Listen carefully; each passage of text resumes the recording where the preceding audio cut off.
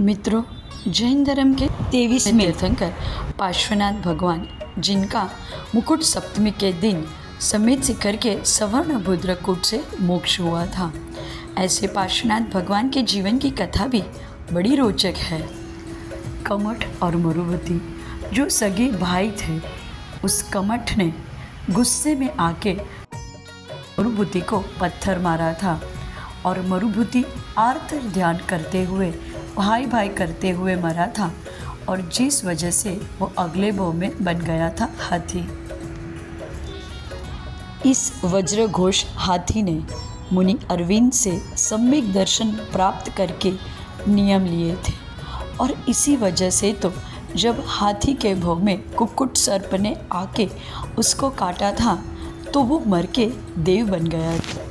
आत्मा और शरीर को भिन्न समझने वाला हाथी, पंच परमेष्टि को याद करने वाला हाथी शशिप्रभ नाम का देव हो गया। मन में वैर भाव रखने वाला कमठ सीधा चला गया 5वें नरक में। अतिशय पुण्य इकट्ठे करे हुए शशिप्रभ देव का जन्म अभी अग्निवेग नाम के विद्याधर के रूप में होता है। इस भव में मुनिराज से दीक्षा ग्रहण करके जब वो तप कर रहे होते हैं, तब वो कमठ का जीव अजगर बन के आता है और मुनिराज को निगल जाता है।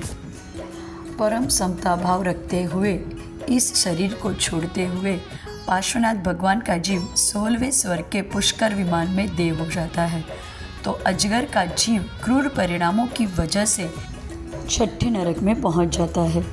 अहो, एक भाई सरल और धर्म के परिणाम से स्वर्ग के व विद्याधर के सुखों को प्राप्त कर रहा है, जबकि दूसरा भाई कुटिल तथा पाप परिणामों की वजह से नरक और तिर्यक गति में घूम रहा है। स्वर्ग से आए हुए पार्श्वनाथ भगवान के जीव ने वज्रनाभि चक्रवर्ती के भव में भी दीक्षा ली और जब वो ध्यान कर रहे थे, तब कमठ का जीव जो अभी भिल्लराज बन गया था, उसने कुपित होकर उस मुनि के ऊपर बाण चलाए, पर धर्म का ध्यान करते हुए मुनि ने अपना देह छोड़ा तो वो मध्यम ग्रैवक के मध्य विमान में श्रेष्ठ अहम इंद्र हो गए। भील का जीव मुनि हत्या के पाप की वजह से 7वें नरक में चला गया। पार्श्वनाथ भगवान के जीव ने 27 सागर प्रमाण काल तक स्वर्ग का सुख अनुभव किया और वो बन गए आनंद कुमार महाराज। इस भव में भी उन्होंने दीक्षा ग्रहण कर ली और कमठ का जीव जो 27 सागर प्रमाण तक नरक का दुख भोगता रहा, वो अब बन गया था शेर। ध्यान लगाए हुए मुनिराज को देखकर शेर जो कमठ का जीव था, उसे अत्यंत क्रोध आया और उसने उस मुनिराज को नोच खाया, पर समता भाव से देह छोड़ने की वजह से यह मुनिराज अच्युत स्वर्ग में देव बन गए। इसी आनंद मुनिराज के भव में ही पार्श्वनाथ भगवान के जीव ने 16 कारण भावना भाई थी और जिससे उन्होंने तीर्थंकर पदवी के नाम कर्म को प्राप्त किया था। तीर्थंकर के 5 कल्याणक होते हैं: गर्भ, जन्म, तप, ज्ञान और मोक्ष कल्याणक।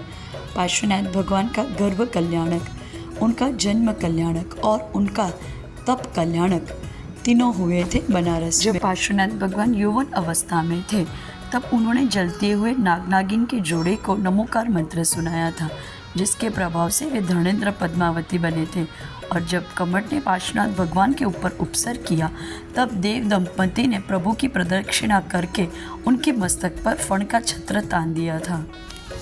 5 माह कम 70 वर्ष तक विहार करने के बाद अंत में जब प्रभु की आयु 1 माह रह गई, तब वो संवेदाचल के सुवर्ण भद्रकूट पे चले गए और वहाँ पे श्रावण शुक्ला सप्तमी के प्रातःकाल के समय में प्रभु ने मोक्ष को प्राप्त कर लिया। मित्रों, तो आपने देखा ना कि कैसे कमठ 10 भव तक एक तरफा वैर करता रहा, पर पार्श्वनाथ भगवान ने भी सहिष्णुता की बड़ी अच्छी मिसाल दी है और जिसके फलस्वरूप पार्श्वनाथ भगवान का जीव अंत में मोक्ष में चला गया और कमठ हर भव में दुख भोगता रहा। हमें कमठ के जैसे क्रोध के संस्कार नहीं करने चाहिए, किंतु पार्श्वनाथ भगवान जैसे क्षमा के, सहिष्णुता के संस्कार करने चाहिए। बोले पार्श्वनाथ भगवान की जय, अहिंसा धर्म की जय।